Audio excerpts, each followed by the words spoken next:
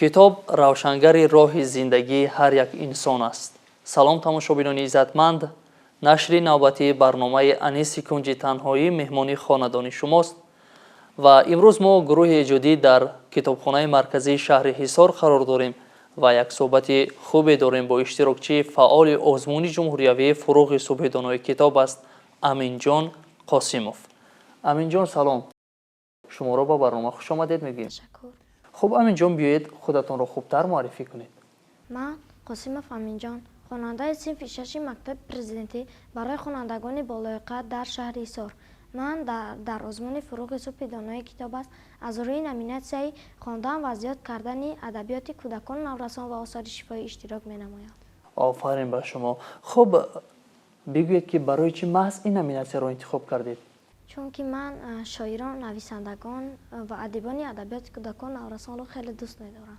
آفرین به شما. در آغاز برنامه می توانید برای ما یک شعر وطن دوستانه قرائت کنید؟ بله، اگر اجازت باشد درباره قهرمان‌های خلق تاجیک. مرحمت. شعر از صلاح‌الدین صدرالدین زاده به قهرمان‌های خلق تاجیک.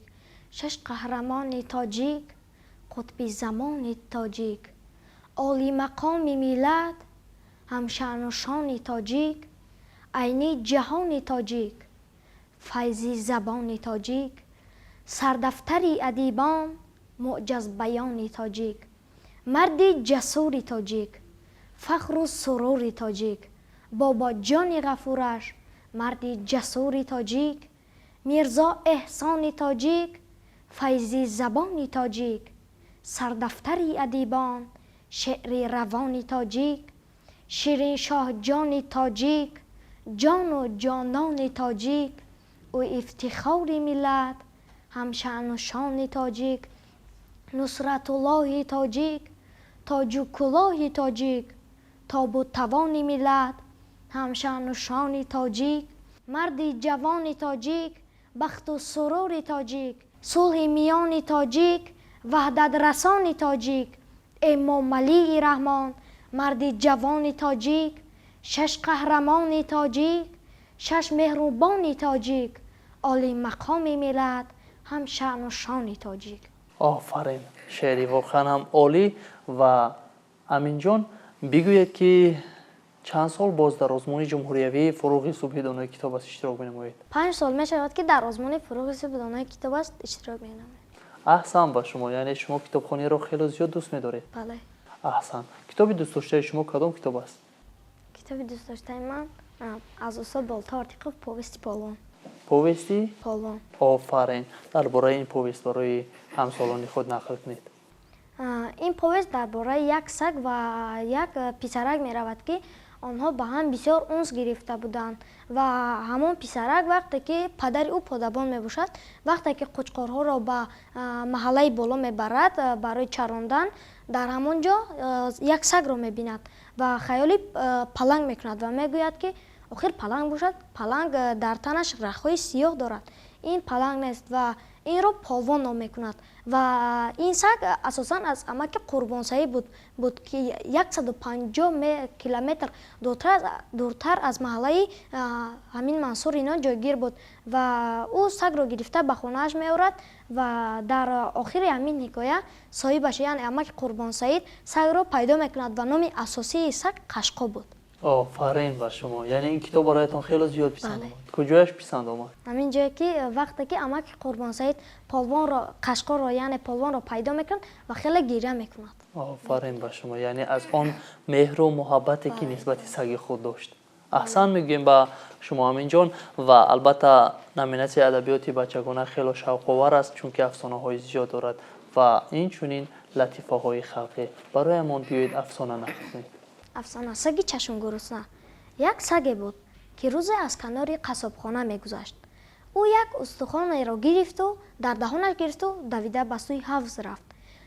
سگان دیگر او را دیدند و از پشت او دنباله‌گیری کردند. وقتی که او به بالای پل رسید، صورت خود را در آب دید و گفت که اوه، این سگ از من هم استخوان کلانتر داشته است.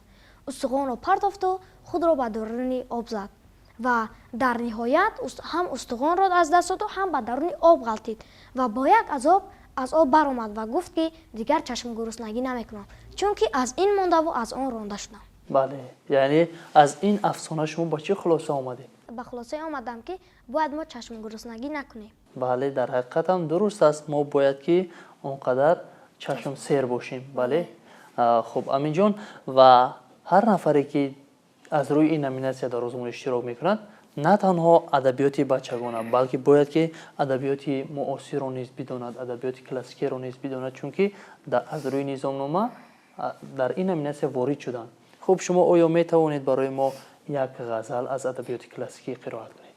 аз устод ҳофизи шерозӣ ғазали хуш набошад. марҳабад. گل بیرخ یار خوش نباشد، بی باده بهار خوش نباشد، طرفی چمن و طوافی بستان، بی لاله و زار خوش نباشد، رقصیدن سرو و حالت گل، بی صوت هزار خوش نباشد، بی یار شکرلبی گلاندام، بی بوس و کنار خوش نباشد، هر کس که نقش عقل بندد، جز نقش و نگار خوش نباشد، جان نقد محقر است حافظ، از بحر نثار خوش نباشد.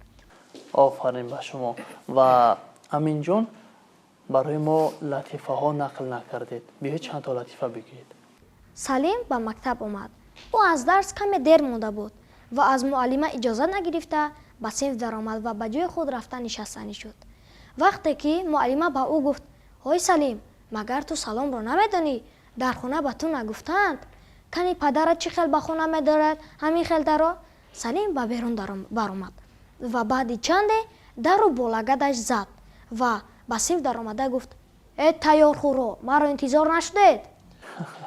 آفرین. خب باز برای ما. معلمه از ماهر پرسید: کدام محصولات ها در آب حل نمی شوند؟ ماهر در جواب به معلمه گفت: محصولاتی که از محیط تیار شده باشند. آفرین. خب امین جان، در برابر لطیفه ها باید برای ما ضرب المثل و تزگویک ها نیز بگید. خب بیاید چند ضرب المثل ها نقل کنید. پایت را چنین کورپا دراز کن، خنده عاقبت گریه، بینی نباشد چشم چشمه میخورد، دیواری نمکش آبی جویه دمکش، 7 بار چه کن 1 بار بور. بله، هر یک کدام این ضرب المثل ها معنای خاص خود را دارند و برای ما تزگویک قرائت کنید. در جنگل پلنگ دیدم، پلنگکی لنگ دیدم. در جنگل پلنگ دیدم، پلنگکی لنگ دیدم. در جنگل پلنگ دیدم، پلنگکی لنگ دیدم. در جنگل پلنگ دیدم، پلنگکی لنگ دیدم. من پسری پدرم، پدرم پسری پدرش. من پسر پدرم، پدرم پسر پدرش. من پسر پدرم، پدرم پسر پدرش. من پسر پدرم، پدرم پسر پدرش. آفرین به شما. خب امین جان، شما یا داستان میدونید؟ بله. بیاید یک پارچه داستان قرائت کنید. داستان از استاد ابوالقاسم لاهوتی غلبه تنیا. مرحبا. داستان از استاد اکابیر شریفی بوریاکوبان. بوز های تکو داو کرده است، یک خانه نو کرده است، بعد بوریاکوبان کرده است، یک توی کلان کرده است، همه رو خبر کرده است، پس تویش رو سر کرده است.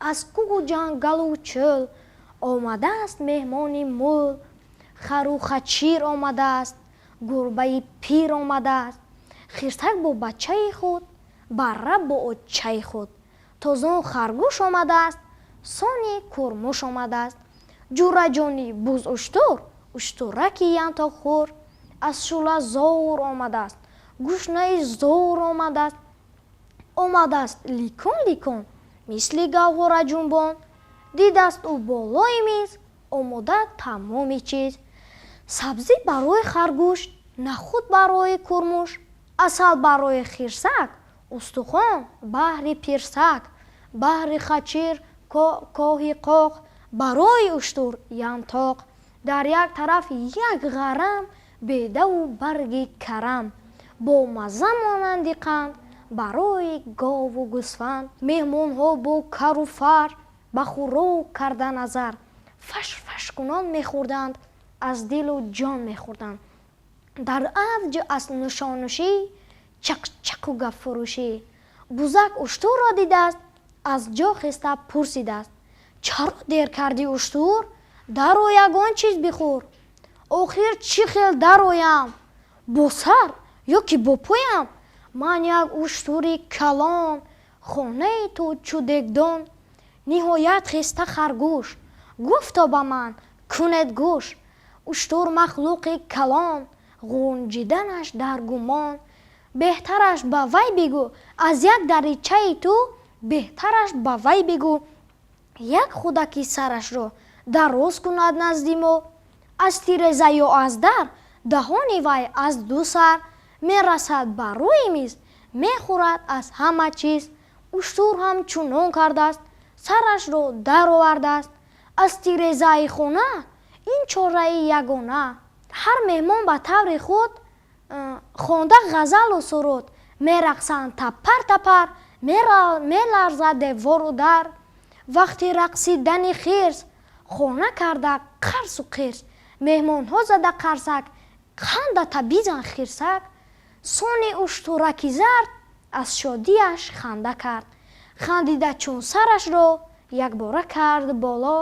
яке бинанд меҳмонҳо, боми хона дар ҳаво. хонаи буз ногаҳон гардид чаппагардон. агар уштур намебуд, қисса дароз мешуд. офарин ба шумо. дар ҳақиқат ҳам достони хело ҷолиб. аҳсан мегӯем аминҷон. аминҷон, воқеан ҳам ҳар нафаре ки мо шуморо тамошо карда истодаст, шумо ҳамчун нафари китобхону китобдӯст ба он нафарон чӣ гуфтанӣ доред?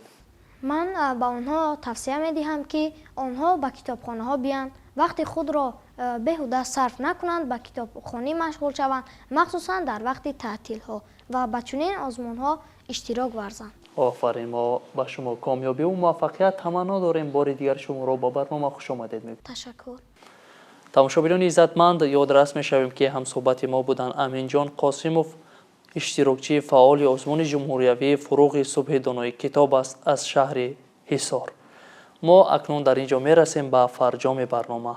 то барномаҳои дигар комёбу муваффақ бошед. хайр.